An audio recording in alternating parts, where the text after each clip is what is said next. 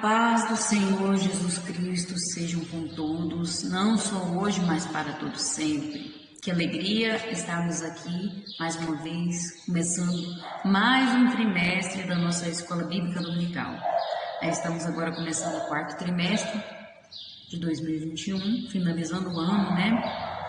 Para a glória de Deus, o tempo está passando rápido, eu me alegro com isso, porque quanto mais o tempo passa, quanto mais rápido, né? Mais se aproxima a vinda do Senhor Jesus Cristo, a volta de Jesus. Aleluia, glória a Deus. Para quem não me conhece, sou a Kellen Cristina, professora da Escola Bíblica Dominical, na Igreja Assembleia de Deus, Ministério Madureira, Campo de Turvânia, aqui em Turvânia, Goiás. Meu pastor presidente é o pastor Uida Marques Luiz de Oliveira e a sua esposa é a pastora Arlene Gonçalves, para quem eu deixo um forte abraço. Louvo a Deus pela vida desses pastores abençoados que verdadeiramente pregam e vivem a palavra de Deus, né? O verdadeiro evangelho de Jesus. É isso que eles têm pregado, né? Eles prezam o ensino da palavra e isso tem conquistado meu coração, porque somos todos uma família, né? E estamos aqui para verdadeiramente viver, pregar a palavra de Deus. E isso é maravilhoso, glória a Deus. Que Deus abençoe muito a vida desses pastores, pastor Ida Marques, pastor Arlene, toda a sua família, em nome de Jesus. E estamos aqui, né, já falei sobre isso, mas para quem está começando agora, nós trabalhamos com as revistas da editora Betel, e estamos no quarto trimestre com o tema Efésios, uma exposição sobre as riquezas da graça, misericórdia e glória de Deus. Para você que não tem a sua revista, você pode comprar aí na sua igreja, se vende, né? Ou você pode comprar pelo site da editora Betel também, né? Vale a pena você investir nessas revistas, tanto da CPAD como da editora Betel, porque vai te servir como um aprendizado, né? Porque a gente precisa ter essas revistas e a palavra de Deus juntamente conosco e meditando sempre para que tenhamos um aprendizado maior, né? Um entendimento sobre as coisas de Deus. E é maravilhoso, é recompensativo, glória a Deus. E hoje vamos estar aqui com a lição de número 1. Antes de eu entrar para a lição, quero citar aqui que o comentarista dessa revista é o bispo Abner Ferreira. Ele é o presidente da Conemage ali no Rio de Janeiro. E tem muitos estudos em teologia e outras coisas aqui na revista fala, mas vamos agora começar aqui pela lição de número 1, que traz o título O Maravilhoso Propósito da Salvação. Eu vou aprender muito aqui, porque eu nunca fiz um estudo sobre o livro de Efésios e o meu conhecimento é pouco ainda, né? Eu estou aprendendo, tem muito ainda para aprender, mas o nosso Deus, Ele sabe todas as coisas e eu estou aqui como instrumento nas mãos dEle. Agradeço a Deus por essa oportunidade sempre nas minhas orações e eu quero aprender com esse livro. Aquilo que Deus quer me revelar, eu estou disposta a aprender e quero aplicar na minha vida para verdadeiramente eu viver a palavra de Deus, né? Glória a Deus. Então vamos lá, o título é O Maravilhoso Propósito da Salvação. O texto áureo nos diz assim: como também nos elegeu nele antes da fundação do mundo para que fôssemos santos e irrepreensíveis diante dele em caridade. Efésios 1:4. Verdade aplicada. Deus nos deixou essa epístola para revelar a grandeza de seu plano de salvação, um projeto elaborado antes de tudo existir. Olha que maravilha, né? Essa verdade aplicada é um resumo mesmo da lição, de toda a lição que nós vemos aqui. E Deus deixou essa epístola para revelar o seu propósito, né? O plano de salvação, que não foi algo que ele criou de última hora, mas foi algo que ele já tinha projetado, um plano arquitetado desde a fundação do mundo, né? Antes de tudo existir. Nós vamos ver mais profundamente sobre isso durante a lição. Os objetivos da lição são estes: ensinar acerca do conteúdo da Epístola aos Efésios, mostrar os benefícios da graça em Jesus Cristo e explicar como nos tornamos filhos de Deus pela adoção. Os textos de referência se encontram aqui em Efésios capítulo 1, os versículos do 1 ao 3 e depois o 5 e o 6. Mas eu torno a falar, né, como eu falo em outras lições, já falei, leia todo o livro de Efésios, né? Não leia textos isolados, mas leia contextos, né? O que tem antes, o que tem depois daquele versículo, para ter um melhor entendimento dessa mensagem. Sempre que você for estudar essa revista, essas lições, leia o livro de Efésios, medite ali, ore a Deus, né, para que você tenha um entendimento daquilo que o Senhor quer te revelar. Amém? Então vamos estar lendo aqui o que está disponível aqui na revista. Paulo, apóstolo de Jesus Cristo pela vontade de Deus, aos santos que estão em Éfeso e fiéis em Cristo Jesus. A vós, graça e paz da parte de Deus, nosso Pai, e do Senhor Jesus Cristo. Bendito Deus e Pai de nosso Senhor Jesus Cristo, o qual nos abençoou com todas as bênçãos espirituais nos lugares celestiais em Cristo, e nos predestinou para filhos de adoção por Jesus Cristo para si mesmo, segundo o beneplácito de sua vontade, para louvor de sua glória, da sua graça, pela qual nos fez agradáveis a si no amado. Amém?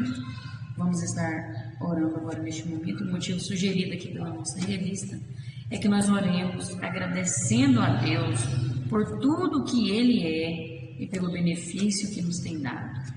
Amém? Vamos orar neste momento. Senhor, meu Deus e eterno Pai, agora diante da Tua presença, eu me apresento a Ti, Senhor, como Tua serva, como vaso nas Tuas mãos. Senhor, eu não sou nada, eu não sei nada, mas o Senhor é o Deus Todo-Poderoso que sabe todas as coisas. Este plano foi o Senhor que revelou, tudo foi feito pelas Suas mãos, o Senhor sustenta todas as coisas. Esteja na direção agora, fazendo o Teu querer, cumprindo a Tua vontade.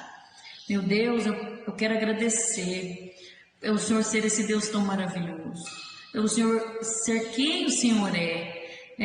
Antes de todas as coisas, o Senhor é Deus, e o Senhor é Deus Todo-Poderoso, aquele que nunca falha, nunca erra. O Senhor tem um amor que não tem limites, não tem fim, e pelo seu amor, o Senhor, sendo Deus Todo-Poderoso que está acima de todas as coisas, se fez homem e habitou entre nós, e se entregou na cruz do Calvário para nos redimir, para termos comunhão novamente contigo.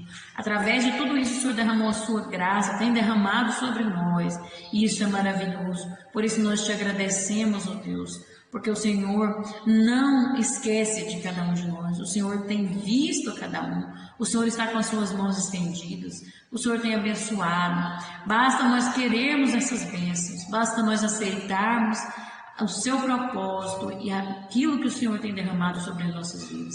Eu te agradeço, meu Deus, eu te agradeço por tudo, pelas tuas ricas bênçãos e pelo teu caráter que é imutável, por ser quem o Senhor é. Que maravilha. Obrigado, meu Deus. Obrigada por tudo. Em nome de Jesus eu te agradeço. Amém. A introdução vai nos dizer assim: a narrativa paulina da epístola escrita aos Efésios nos revela o maravilhoso plano da salvação idealizado por Deus desde a fundação do mundo, desde a fundação dos tempos.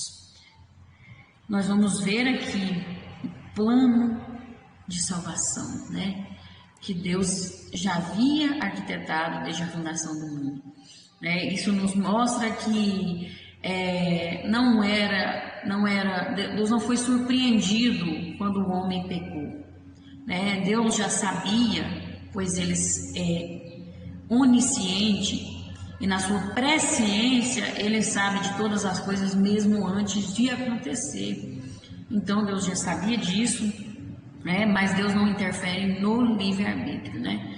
mas ele já tinha um plano arquitetado, porque ele já sabia que o homem ia errar, o ser humano ia errar e iria se afastar de Deus e precisava daquele resgate, né? Então, o plano de salvação idealizado por Deus é desde o princípio, desde a fundação, desde antes de tudo existir, Deus já tinha esse plano da salvação, que é um plano maravilhoso. Glória a Deus. Nós vamos ver aqui no tópico 1, conhecendo a epístola aos Efésios. Nós vamos ver aqui, que diz assim: a epístola aos Efésios relata a fantástica história da salvação humana.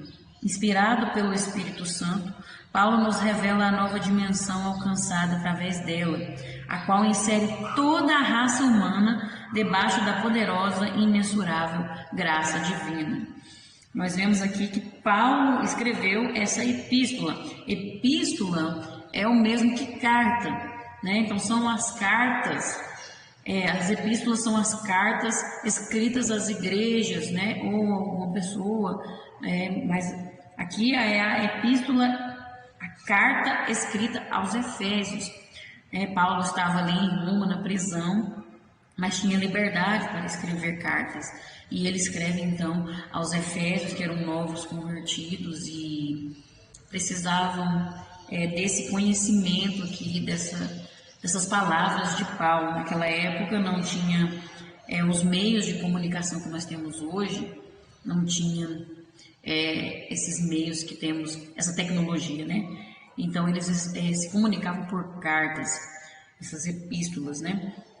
E imagine se tivesse o WhatsApp lá, porque quando eles recebiam as cartas de Paulo, as igrejas recebiam, eles se alegravam, né? Se sentiam como se Paulo estivesse ali com eles. Agora imagina se fosse pelo WhatsApp, né? Uma chamada de vídeo ali, e Paulo pudesse falar com eles dessa forma. A alegria que iriam sentir seria muito mais extrema, né? E serve de exemplo para nós. Hoje em dia nós temos tanta tecnologia e muitas vezes não nos alegramos com as palavras dos nossos líderes, dos nossos pastores, né? Porque a palavra, mesmo que seja dura, tem a palavra de consolo, tem a palavra de exortação, mas ela é importante para nossas vidas. Nós precisamos dela e devemos nos alegrar com isso. Amém? E aí nós vamos aqui ver o que Paulo escreve essa epístola aos Efésios ali, para mostrar ali a unidade da igreja, a união que deveria ter entre judeus e gentios, porque Paulo, ele começa dizendo, eu, Paulo, apóstolo de Jesus Cristo pela vontade de Deus, né? Ele é considerado apóstolo pela vontade de Deus, porque apóstolo é só quem, Pedro declarou ali, quem era apóstolo era só quem esteve com Jesus e viu a ressurreição, presenciou tudo aquilo, era testemunha disso, né? E Paulo não era, porque Paulo surgiu depois de Jesus já ter subido aos céus, né? Nós sabemos disso, que ele era perseguidor da igreja, ele era um judeu que dava muito valor à lei judaica, prezava por isso, e ele perseguiu a igreja, perseguiu os cristãos, porque ele achava que aquilo era errado, mas ele teve um encontro com Jesus, e esse encontro com Jesus no caminho de Damasco mudou a vida dele, e então ele passa a ser um apóstolo. Por quê? Porque ele viu Jesus, né? Deus o chamou, ele recebeu esse apostolado diretamente de Deus para proclamar o reino de Deus também aos gentios, porque os outros apóstolos falavam das coisas de Deus, do reino de Deus, pregavam a palavra somente para os judeus, né? Os judeus que aceitavam o cristianismo, que passavam, né, quem era circuncidado e tal. Agora Paulo não, Paulo pregava aos gentios, porque ele entendeu que a salvação, o plano de salvação ia além dos judeus e além do povo de Israel, mas era para o mundo inteiro. Por isso ele escreveu essa carta, para que pudesse haver um entendimento, uma união entre os povos. E aquele povo ali de Éfeso, os Efésios, eram novos convertidos, e precisavam ouvir essa palavra para entender o propósito de Deus.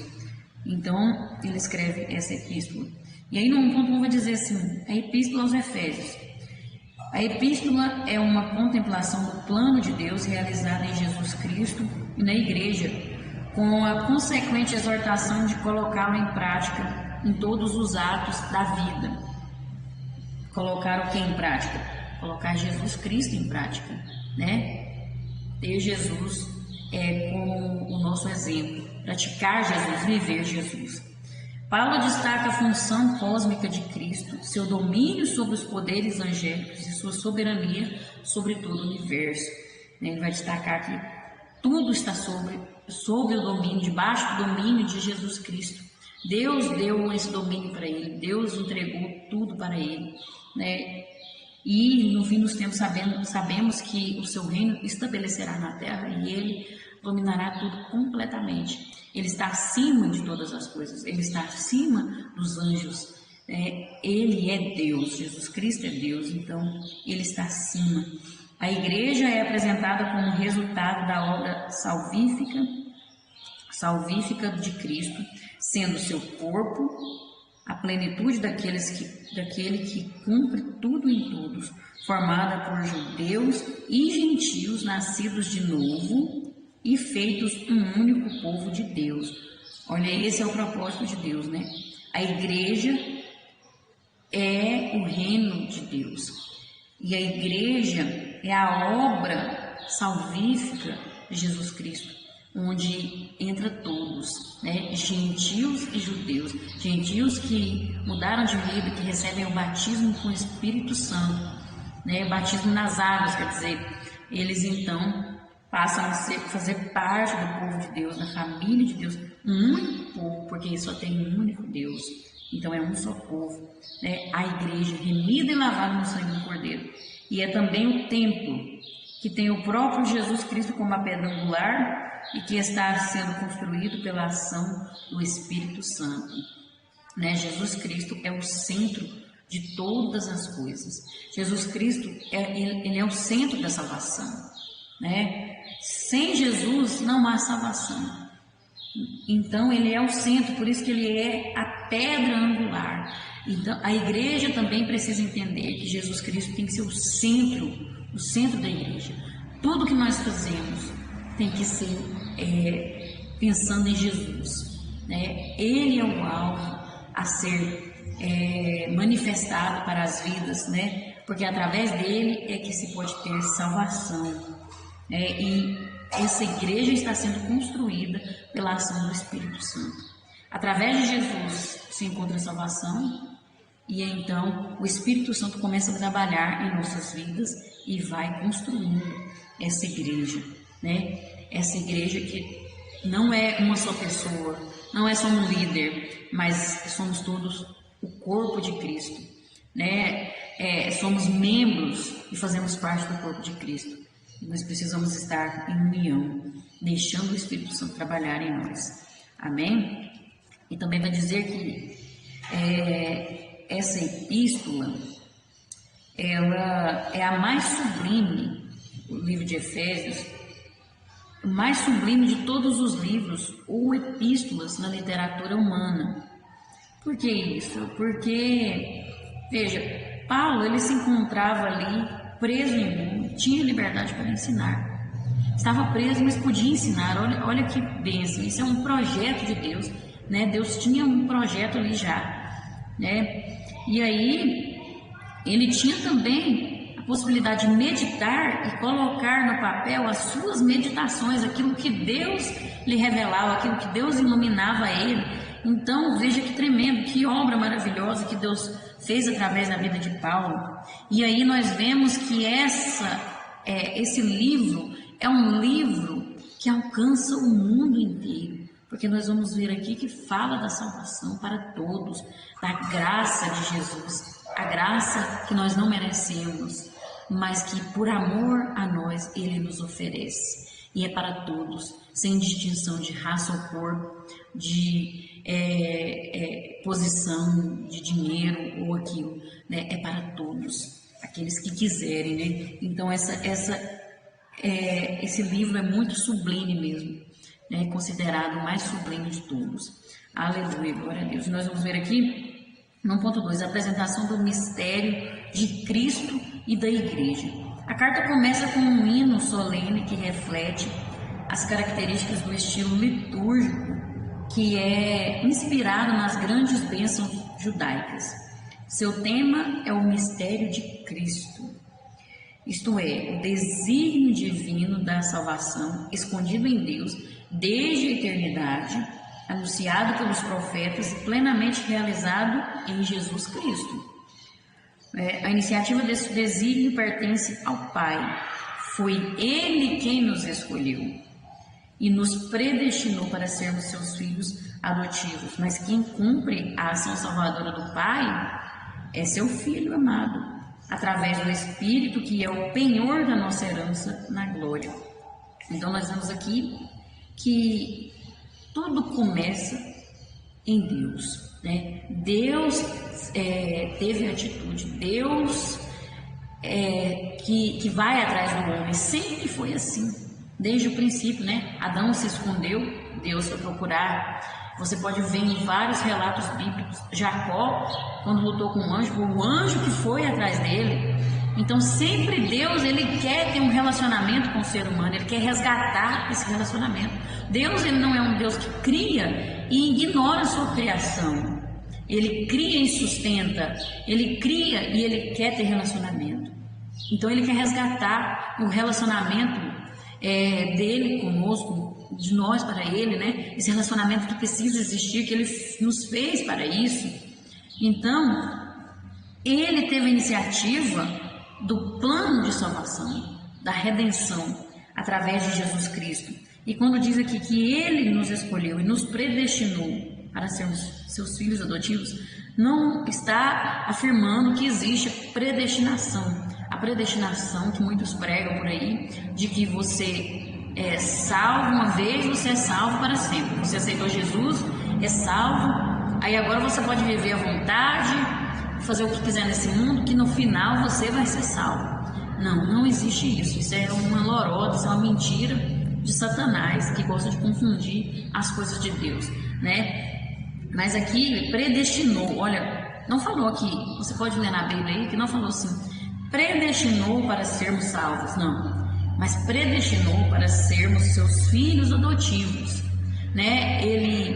Mas na frente eu vou falar sobre esses filhos adotivos, mas ele nos predestinou no sentido de que ele já sabia tudo o que ia acontecer, né? Ele já sabia, Deus já sabe quem vai abrir o coração para aceitar ele, quem vai ficar fiel até o fim, isso aí Deus já sabe, mas ele não interfere no livre-arbítrio. Mas aí, o que acontece? Ele já sabia que o povo de Israel ia rejeitar Jesus Cristo como Salvador, e a oportunidade viria para nós, e aí nós vamos nos tornar filhos adotivos de Deus, né? Então ele nos predestinou para isso. Nós somos os gentios, porque nós não somos o povo de Israel, né? Então nós somos os gentios, então nós somos os filhos adotivos. Nós vamos entender isso mais na frente, mas ele nos predestinou para isso, né? Para que quem aceitar ele, quem quiser essa adoção, vai ter acesso a ela, mas quem não quiser também, ele não obriga. Então, Deus, não existe esse negócio de você é salvo, aceitou Jesus, está pronto. Não, já está salvo. Se você escolher o caminho errado, vai ter as consequências, sim. Porque Deus é muito justo, a sua justiça não é ultrapassada pelo seu amor, né? Está tudo em equilíbrio. E, através do Espírito Santo, essa obra, essa ação salvadora é concluída, porque o Espírito Santo é que irá nos levar ao Senhor no arrebatamento, né? Ele está aqui na terra, nos auxiliando, trabalhando em nossas vidas. Então ele é o penhor de nossa herança. E aqui nós vemos que este tema central da fé cristã se amplia ao longo da primeira parte da carta, ali naquela carta, né? Paulo, ele vai destacar a extraordinária grandeza do poder de Deus, do poder que Deus manifestou em Cristo quando o ressuscitou dentre os mortos e o constituiu como cabeça da igreja. Olha, novamente afirmando isso, né? E a igreja, o que que é? É o seu corpo. Cristo é a cabeça, a igreja é o corpo, e nós somos os membros do corpo de Cristo, né? E a esse corpo foi comunicado abundantemente os dons do Espírito Santo. Esses dons que têm que ser trabalhados para o crescimento do reino de Deus, não para a nossa própria glória, não para nós mesmos, mas para o crescimento do reino de Deus, né? É para isso que servem os dons. E o corpo de Cristo, a igreja como corpo de Cristo, exprime a união essencial de seu povo com ele. A mesma vida de Deus transborda por meio de todos, ou seja, nós somos filhos de Deus, temos que viver como filhos. Somos a igreja, somos o corpo de Cristo. Então nós temos que refletir, transbordar a vida de Deus em nós para outras vidas, para alcançar mais vidas para esse reino, para mais membros para este corpo, né? Essa união, né? Corpo com a cabeça que é Cristo. Isso é maravilhoso e nós temos que viver isso. E é isso que ele apresenta ali na epístola, esse mistério de Cristo. O mistério de Cristo, que é o plano de salvação, que é a igreja sendo o corpo, Cristo a cabeça e alcançando vidas para o reino de Deus. Esse é o mistério, que Deus foi revelando ao longo do tempo, através dos profetas. No Velho Testamento nós vemos essa revelação que Deus foi se revelando aos poucos e, por fim, revelou, completou essa obra em seu Filho Jesus Cristo. Aleluia, glória a Deus. E aí nós vamos ver no 1.3, a essência da epístola. Paulo deixa muito claro que não basta apenas contemplar o mistério de Cristo. Você não pode só saber que tem um mistério. Olha, eu entendi o mistério de Cristo, glória. Agora eu entendo tudo. Eu entendo o plano da salvação. Mas não basta só isso. Não basta só bendizer ao Pai, agradecer, louvar a Ele pelo seu amor. Obrigado, Senhor, que amor maravilhoso. O Senhor permitiu que o povo de Israel rejeitasse Jesus Cristo como Salvador para que nós pudéssemos ser alcançados. Que maravilha. Não basta só isso, mas é necessário viver esse mistério e ser coerente com esse desígnio, andar de acordo com esse desígnio, com o propósito de Deus, com a vontade do Senhor, ser verdadeiramente igreja de Cristo. Não basta só ter uma admiração e uma gratidão por Deus. Não, você tem que viver verdadeiramente isso. Se todas as coisas foram reunidas em Jesus, como os cristãos podem viver desunidos? É aí que entra, Na igreja existe uma diversidade de dons e funções. Mas essa diversidade necessária, longe de ser um obstáculo à sua unidade, deve contribuir para enriquecê-la e torná-la mais manifesta. É onde a pessoa está lá agradecendo a Deus. Obrigado, Jesus, pelo seu amor. Mas quando sai da igreja, começa a meter na faca, falando mal do irmão. O mais fraco, não ajuda os mais fracos, não tem compreensão, não suporta os defeitos do outro, as fraquezas do outro. A pastora estava nos orientando sobre isso no curso do IBAD. Você tem que suportar um ao outro, os defeitos do outro. Não é você concordar com o erro do outro, mas você suportar, porque todos nós temos defeitos, todos nós temos falhas. E aí tem gente que não suporta isso, quer que todo mundo seja perfeito, como se ele fosse perfeito. E aí ele tem um dom que Deus deu para ele acha que ele é o bonzão. Se ele é um líder de alguma coisa, de algum cargo, de algum departamento, ele acha que ele é melhor do que todo mundo, que ele não precisa de mais ninguém, que ele é o rei, que ele é a rainha da cocada preta, A pessoa acha isso, Mas os dons foram entregados a nós, a igreja, não para causar desunião, mas sim para causar união, Um sabe fazer isso, outro sabe fazer aquilo porque Deus que deu, porque um tem que completar o outro. São membros. Nós somos membros, o dedo não é menos importante do que o olho, Como a palavra de Deus fala, como que seria o corpo só de um olho só? Não tem como, o corpo precisa de todos os membros, e Cristo é que é a cabeça, Cristo é que toma toma conta de tudo, que tem que estar na direção, Ele que tem que ser proclamado, não é fulano que tem que aparecer, não é meu nome que tem que ser glorificado, mas quem tem que ser glorificado é Cristo, é o reino de Deus, é isso que faz as pessoas se converterem. E não eu aparecer mais do que o outro, não querer mandar, eu querer mandar mais do que o outro. Não, isso aí faz as pessoas se afastar da gente. Aí nós não estamos vivendo a essência desse mistério de Cristo. Nós temos que viver esse mistério, né? Usar os dons. Os dons não são para benefício próprio, mas para benefício do reino de Deus, para o crescimento da igreja, né? São funções, são dons que têm que ser usados assim, como todo o corpo. E a maneira de um edifício, a igreja deve crescer constante e harmonicamente com a contribuição de todos, até atingir a medida de estatura completa de Cristo. Até nós refletirmos o caráter total de Cristo, né? Nós temos que buscar o aperfeiçoamento. Os dons servem para nos aperfeiçoar, para que eu possa ser melhor, para que eu possa esvaziar de mim mesmo, para que eu possa ser transformado. O dom do irmão serve para me aperfeiçoar, sabia? O meu dom serve para aperfeiçoar o outro e também a mim mesmo. É isso, né? É isso que Paulo está ensinando aqui, sobre a unidade cristã. Essa unidade deve ser o fruto da nova vida que nós recebemos quando nos revestimos de Cristo. Essa unidade que não está sendo representada na igreja. Infelizmente, as igrejas não têm representado essa unidade, não têm vivido esse fruto.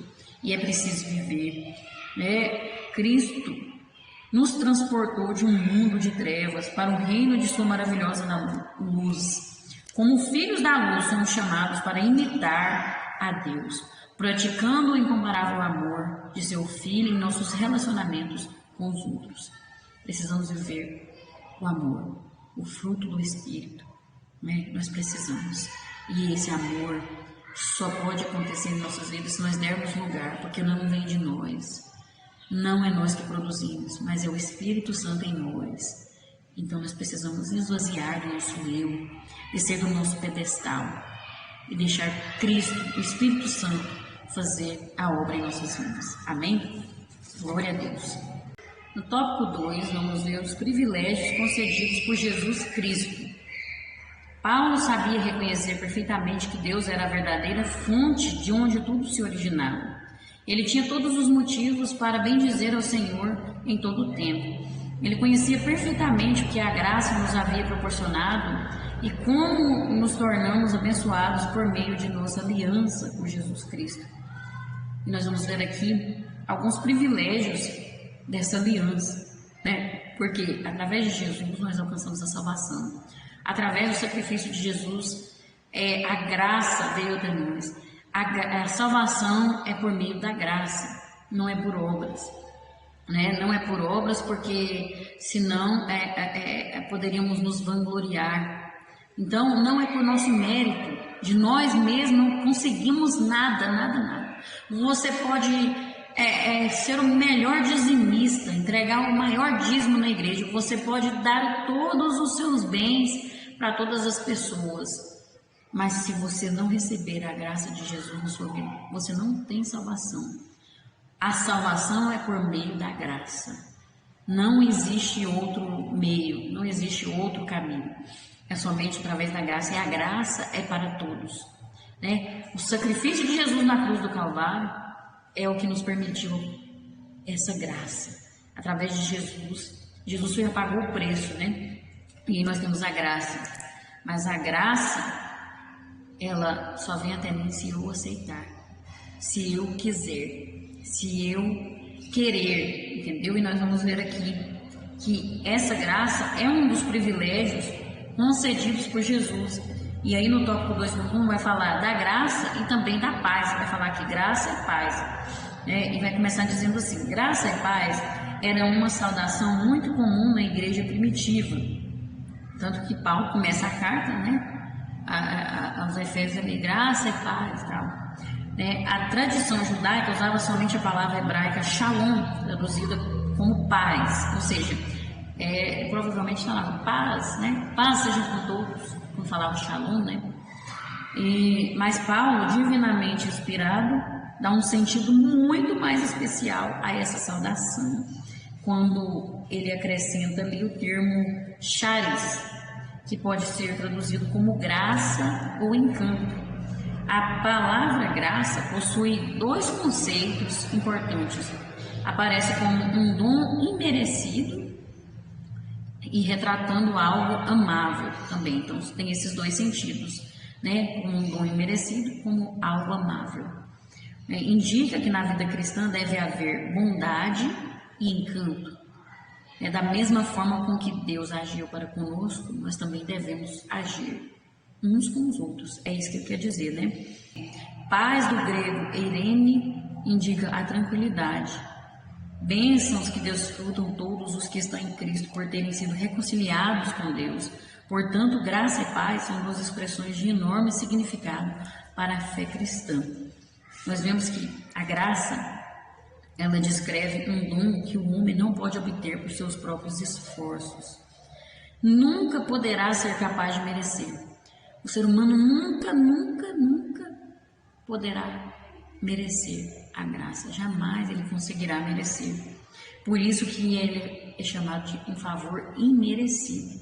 Porque nós não merecíamos, nós éramos culpados, pecadores, né? E a quem nós ofendemos, que foi Deus, Ele é o ofendido, Ele é que nos deu o perdão, né? Ele é que nos concede a graça. Então, nós não merecemos, mas por amor Ele nos concede, né? Ele vem diretamente de Deus, sendo dado a quem Ele quer. Ele dá para quem Ele quer, Ele dá para todos, porque Ele quer dar para todos.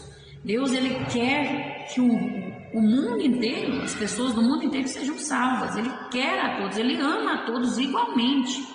O amor de Deus não é maior para quem está dentro da igreja ou para quem está lá de fora, assim, maior do que para quem está lá de fora. Não. Se eu faço mais ou menos para Deus, não altera no seu amor. O amor dele é igual para todos. Mas a graça só é alcançada para quem aceita. Só quem aceita é ela que alcança. Está sendo derramado aí. Está sendo derramado sobre todos. O amor, a graça, a misericórdia, né? Mas só recebe quem aceita isso. Quem quer. Porque Deus não interfere no livre-arbítrio. Nós sabemos disso. E nós precisamos também refletir esse amor para com os outros, para com as outras pessoas, né? Cada vez que mencionamos a palavra graça, pensamos no puro encanto da vida cristã e na pura e imerecida generosidade do coração de Deus. A paz que Jesus deixou com seus discípulos é algo absolutamente independente das circunstâncias eternas. Ela vem diretamente de Deus. Essa paz, ela é a paz que excede todo o entendimento. É aquele momento onde tudo ao seu redor é tormento, é tribulação, parece ser o fim, está uma guerra, mas você tem paz. Você sabe que vai dar certo no final. Você descansa. Você está passando pelo maior problema da sua vida, mas você sabe que algo vai acontecer. Você sente algo assim, um alívio na alma, um descanso na alma. É a paz que excede todo o entendimento e consegue alcançar essa paz quem aceita esse amor que Deus tem derramado, essa graça. São benefícios, são privilégios que Jesus Cristo nos concede. E nós precisamos abraçar, aceitar, porque nós vamos ser alcançados pela graça e a paz que o Senhor Jesus Cristo nos oferece. Amém? E aqui no 2.2 vai falar a fonte de onde tudo se origina, que é a fonte de onde esses benefícios, né, essa graça, essa paz se origina, de onde vem, né?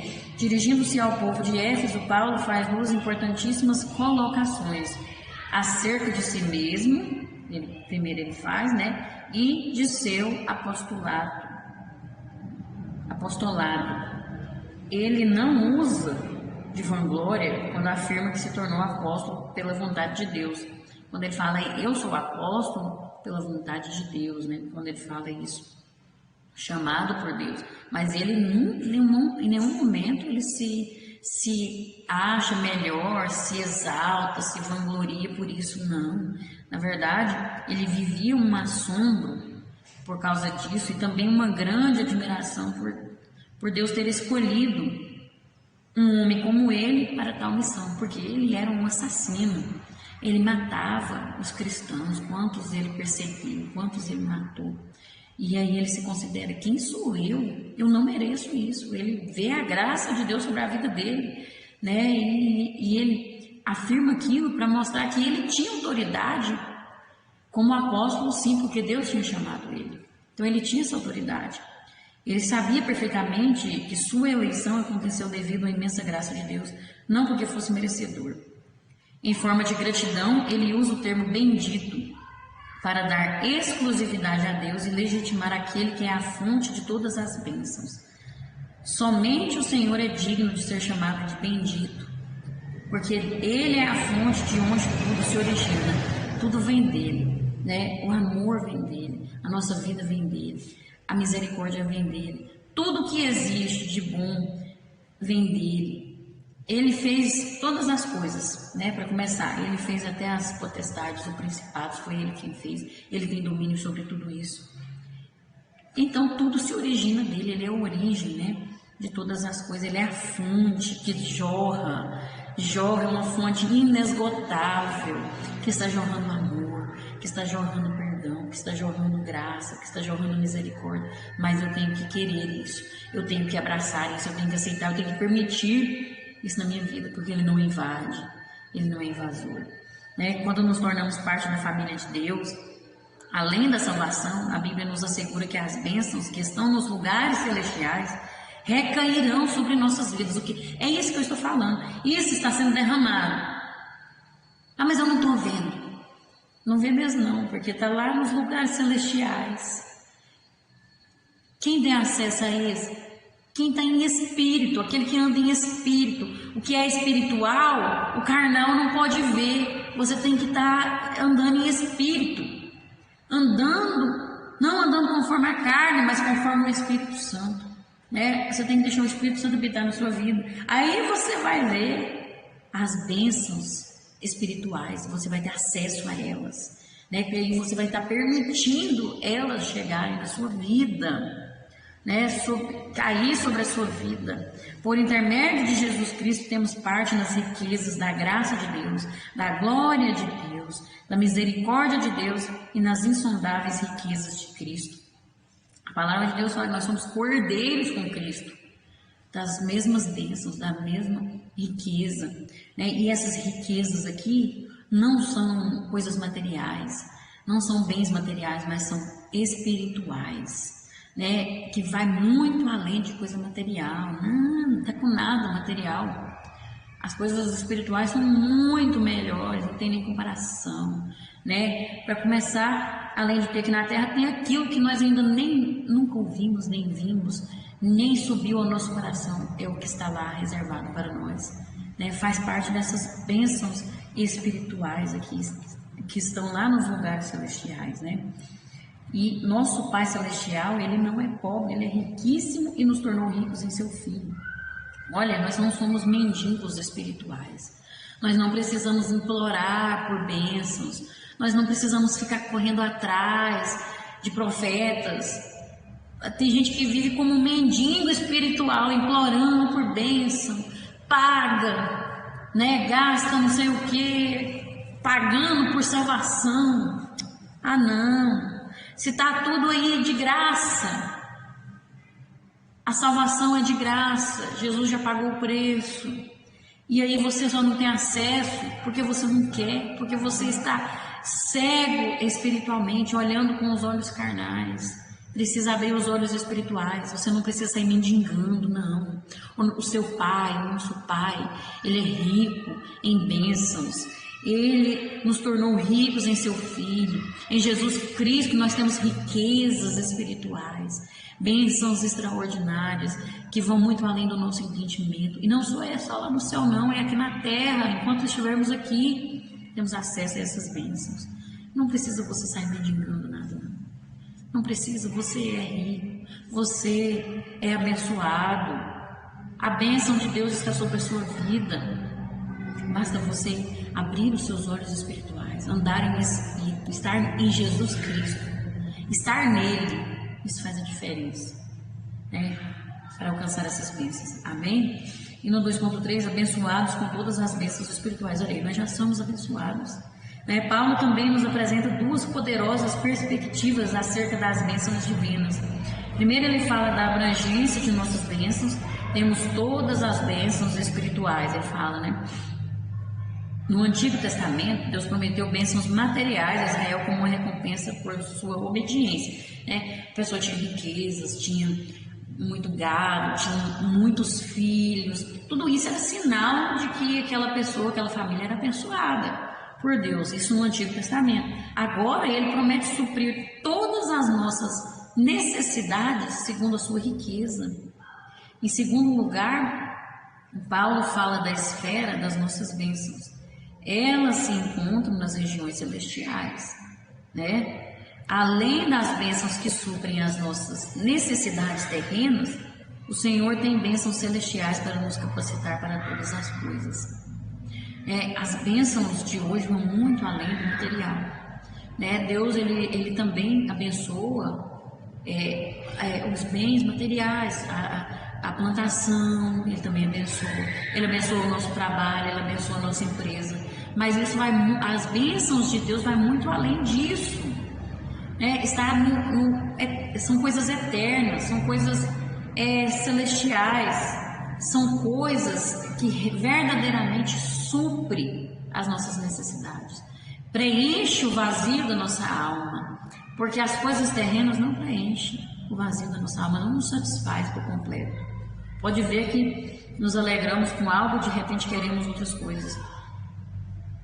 Porque as coisas da terra não nos satisfazem, somente essas bênçãos celestiais, somente essas bênçãos que estão nas regiões celestiais é que supre o vazio da nossa alma, é que nos preenche por completo. E nós precisamos dessas bênçãos, nós precisamos dessa graça, dessa paz que excede todo o entendimento. E quando nós temos essas bênçãos, vêm as dificuldades financeiras, vêm as doenças, vêm os problemas, nós superamos, nós conseguimos vencer tudo, porque isso que nos sustenta, é isso que nos faz mais que vencedores em Cristo Jesus.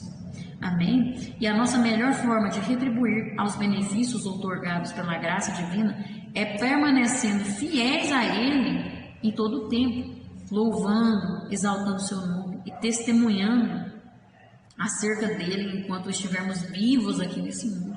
É através dessas atitudes que nós temos acesso a essas bênçãos. É o que eu estou falando, andar em espírito. Só quem é espiritual vai ter acesso ao espiritual, né? Quem vive segundo a carne não vai ter acesso. O Senhor não nos abençoou com uma ou um pouco de bênçãos. Ele nos abençoou com todas as bênçãos, todas as bênçãos que estão nas regiões celestiais, tudo de bom, tudo de maravilhoso, tudo que vai além daquilo que nós nem imaginávamos. É algo surpreendente. A quem permanece em Cristo, quem está em Cristo, tá vendo? Ele dá liberalmente todas essas coisas, onde Deus abençoa com bênçãos espirituais. Tudo é abençoado. Quando Deus abençoa com essas bênçãos espirituais, tudo que você faz, onde você coloca a mão, é abençoado. O seu trabalho, lá na sua igreja, o seu trabalho ali na igreja, o que você faz, né? Onde você for, você é abençoado, né? É algo extraordinário. Quem experimenta dessas bênçãos não olha mais para as coisas da terra. Você começa a perceber assim, não tem nada aqui que me satisfaz mais. Você começa a entender o quão maravilhoso são as bênçãos de Deus. São essas bênçãos que estão nas regiões celestiais. Quando você experimenta essas bênçãos, você não quer saber mais da terra, não. Você quer que Jesus volte logo, venha logo, para você estar sempre juntinho dele, sempre vivendo essas coisas, sempre na presença dele. É maravilhoso. É maravilhoso, é extraordinário, é inexplicável. Vale a pena você lutar estar em Cristo, sendo fiel para usufruir de todas essas bênçãos. Amém? No tópico 3, nós vamos ver as grandiosas riquezas da graça. Nessa sessão, Paulo faz um relato das bênçãos recebidas em Cristo Jesus. Ele apresenta os propósitos de nossa eleição em Deus, os efeitos da redenção e como nos tornamos filhos para que pudéssemos desfrutar das riquezas dessa tão grande salvação. E aí nós vamos ver no 3.1, eleitos em Cristo. A doutrina da eleição nos causa maravilha e perplexidade. O fato de que Deus nos escolheu mesmo antes de criar o universo nos revela sua presciência e seu propósito. Paulo ressalta duas coisas maravilhosas advindas dessa escolha. Primeiro, ele nos escolheu. Essa escolha não parte da vontade de homem algum. Não foi ser humano, não foi ninguém, foi ele mesmo. Ele não nos escolheu porque éramos bons, mas nos escolheu para que pudéssemos fazer algo de bom. Não é porque eu sou uma pessoa boazinha, né, que veste uma roupa de crente. Não há um justo sequer. A palavra de Deus fala isso. Todos os pecados são destituídos da glória de Deus. Não é porque nós éramos bons. Nós nunca vamos ser bons somente quando formos transformados em um corpo glorioso, em um corpo incorruptível. Aí sim, mas bom é Deus. Jesus mesmo, sendo Deus, jamais falou que ele era bom. Bom é Deus, bom é o Pai, né? Ele dando exemplo para nós. Nós não somos bons, né? E ele nos escolheu porque ele nos amou primeiro. Ele nos amou, ele nos ama, muito mesmo antes de nós o conhecermos, né? E ele nos amou e nos escolheu para que pudéssemos fazer algo de bom, né? Nossas atitudes é que refletem a bondade de Deus, é que tem que refletir essa bondade, né? Que tem que, quando alguém vê, fala, nossa, aquela pessoa é tão boa, né? Aquela irmã faz isso, faz aquilo, tanta coisa que ela faz, a obra que ela faz, ela prega bem, não sei o que, canta bem. Na verdade, está refletindo o caráter de Deus, está refletindo a bondade de Deus, está refletindo a glória de Deus, porque não é de nós mesmos, né? Nós não temos nada de bom para oferecer, mas Deus tem. Ele é a bondade, Ele é maravilhoso, Ele é o amor, ele é a verdade, ele é tudo. Então ele tem que refletir em nós temos que refletir a bondade dele nas nossas vidas. Em segundo lugar, ele nos escolheu nele, em Cristo, não em nós mesmos, né? Também nos escolheu com um propósito para sermos santos e irrepreensíveis. Ele nos escolheu. Santo é o que? Separado. Ele escolheu um povo separado. Quando fala eleito, né? Povo eleito, nação eleita, é um povo separado, um povo santo, irrepreensível. Todos nós cristãos concordamos que a salvação começa em Deus, sabendo que os recursos humanos são escassos. É Ele sempre quem dá o primeiro passo para que ela se concretize. Em seu infinito amor e graça, é Deus quem procura o pecador. Olha, convém observar que Deus nos escolheu, mesmo antes de criar o universo, de modo que nossa salvação se deve inteiramente à sua graça. Não há mérito humano que possa justificar a salvação. Por isso Paulo afirma que fomos eleitos nele, em Cristo. Nós somos eleitos nele. Através de Cristo é que nós alcançamos alguma coisa. É Ele quem procura o pecador. É Ele quem faz essa obra. Nós simplesmente aceitamos o seu propósito. Nós queremos essa obra em nossas vidas. E nisso é muito importante, isso faz a diferença. E nós precisamos entender isso em nossas vidas. Entender que nós não somos bons, é Ele que é bom e Ele nos escolheu. E nós só precisamos aceitar a escolha dEle e alinhar com o propósito dEle. E aqui no 3.2, uma poderosa redenção. A redenção da humanidade está intimamente ligada à ideia de sacrifício com derramamento de sangue. né? Sempre foi, né? A redenção, a remissão dos pecados na época do povo de Israel ali era através do derramamento de sangue do animal, ali um animal que tinha que ser a primícia ali, o primogênito ali, sem mancha, um animal perfeito, que fosse derramado sangue. Então era ali, Deus aceitava aquela oferta, aquele sacrifício, e perdoava os pecados, tanto do sacerdote que tinha que oferecer para ele mesmo, pelos seus pecados, e pelo povo, né? E aí era onde acontecia a redenção daquele povo. Mas aí Jesus veio, né? E foi o sacrifício vivo, o sacrifício puro, o cordeiro morto desde a fundação do mundo. A palavra de Deus afirma isso. Ele é o cordeiro morto desde a fundação do mundo, né? Então esse plano Deus já tinha preparado ele muito tempo, desde a eternidade, né? Eternidade para trás, porque Deus é desde a eternidade para trás e a eternidade para frente. Pastor Idamar explica isso. Ele explica melhor, né? Vai no culto de ensino ali que você vai aprender.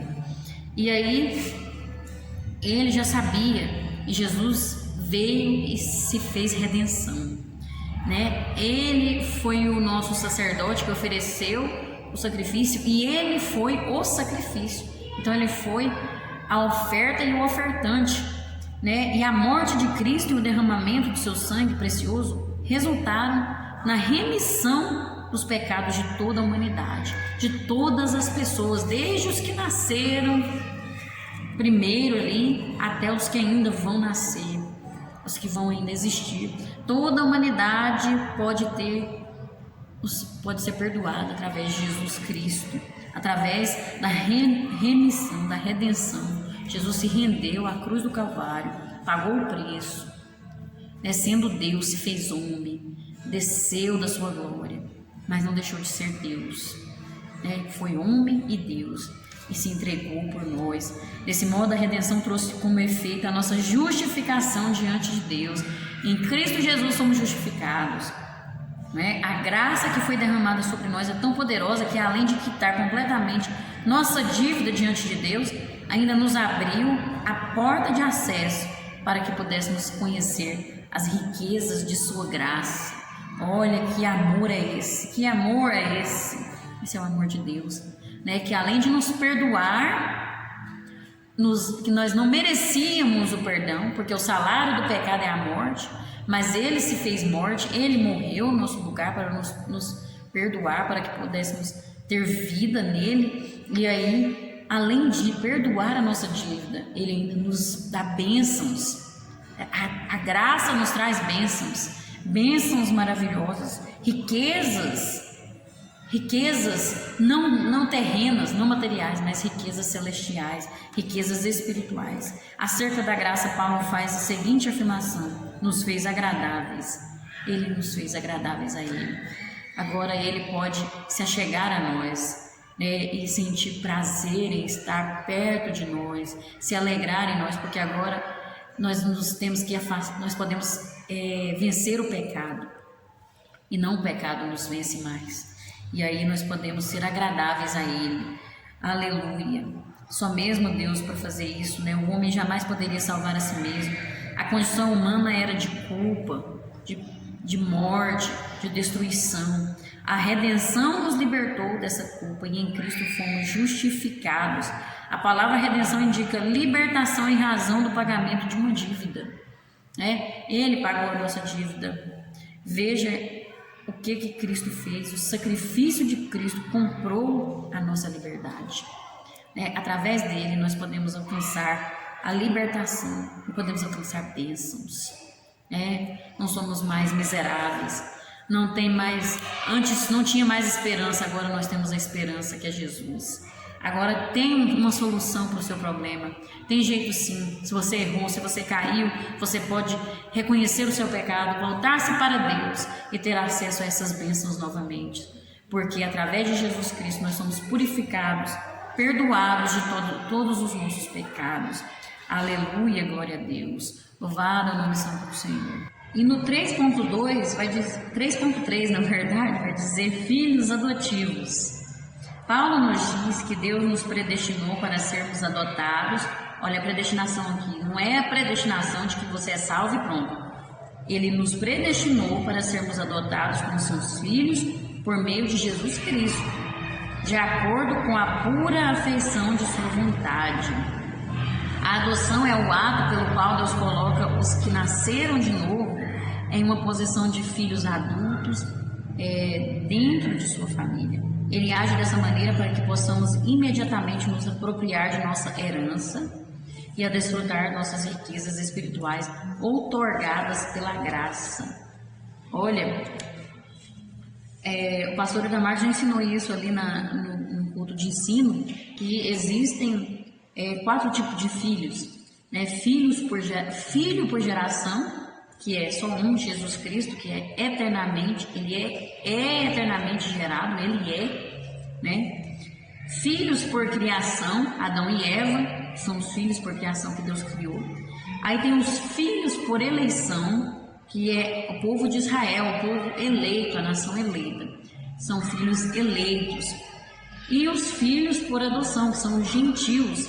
Nós somos os filhos por adoção, né? Porque o povo de Israel rejeitou o Salvador e deu oportunidade, então, para os gentios aceitarem a Jesus como Salvador, né? A oportunidade estendeu. Isso já era o plano de Deus, plano de salvação do mundo inteiro, porque Deus não queria salvar somente um povo, mas Deus queria salvar todo mundo, toda a humanidade.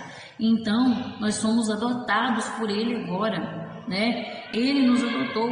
É aquela história do ramo que foi enxertado ali na oliveira, né? Os galhos foram cortados, que é aquele povo de Israel que não acreditou, que rejeitou Jesus, foi cortado. E aí foi enxertado os galhos ali. Esses galhos são os filhos por adoção, somos nós, os gentios, que aceitamos, que cremos, mas nós não podemos desprezar os galhos que foram cortados, né? Que é o original ali da planta, né? Que é os eleitos.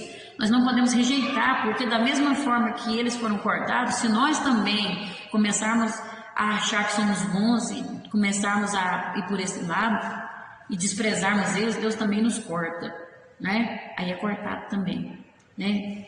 É pela fé, né? Pela graça que nós somos salvos, não é por nosso mérito, é pela graça.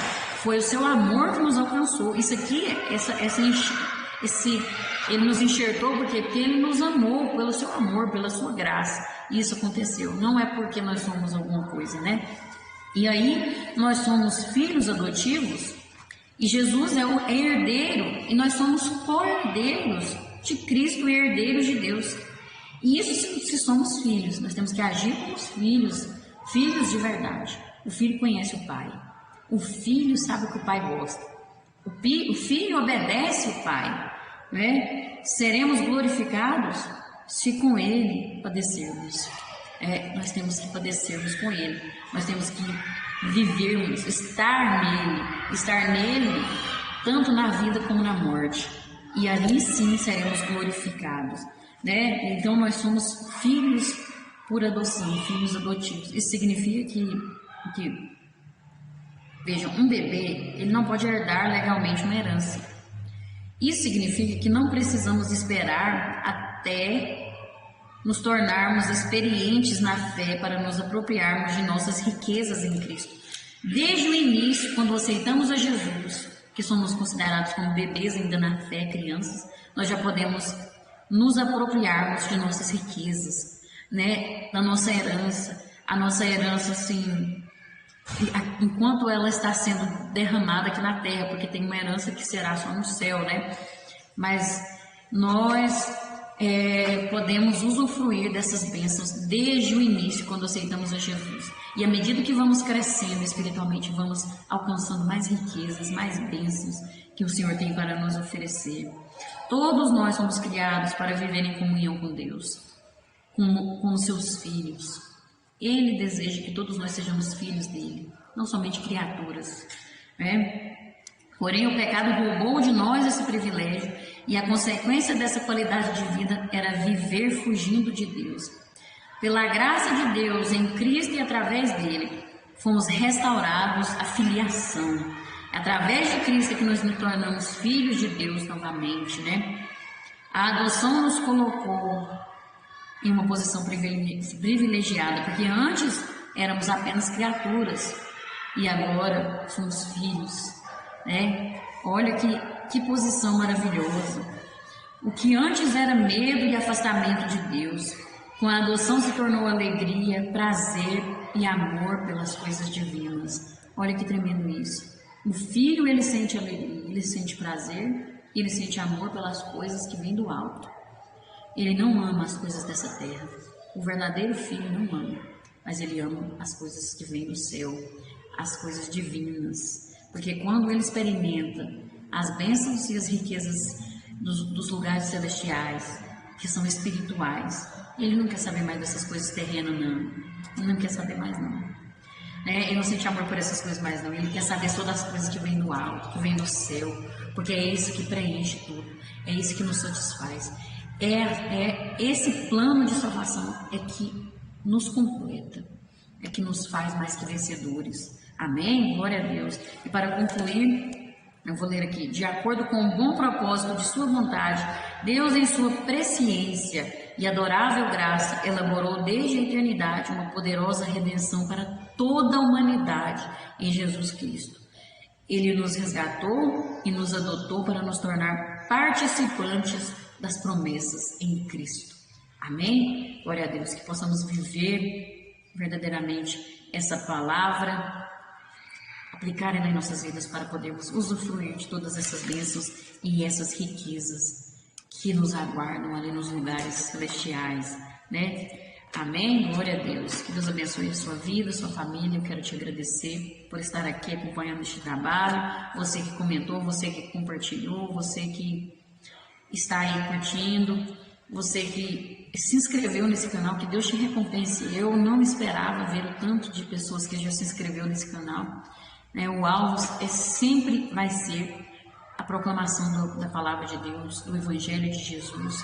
Eu não fico pedindo essas coisas porque isso não é o meu alvo. Mas eu agradeço você reconhecer, você que tem colaborado com essa obra, né? Você que ora, você que fica feliz de ver essa obra em andamento. Que Deus te recompense grandemente. Eu agradeço você, eu agradeço meus pastores por esse apoio que eles me dão, os irmãos da igreja, ali da escola bíblica, superintendentes. Que Deus abençoe a minha família, meu esposo, que sempre me apoia, que está sempre do meu lado, do jeito dele, orando por mim. Minhas filhas, que Deus abençoe pela ajuda que elas me dão, compreendendo, né? Elas comportam, ficam ali, uma ajudando a outra, não atrapalhar na hora da gravação. Que Deus recompense cada um, eu sempre oro por cada um. Que Deus te recompense cada vez mais. E até a próxima, se Deus assim nos permitir, e se Jesus ainda não tiver voltado, porque Ele vai voltar. Glória a Deus.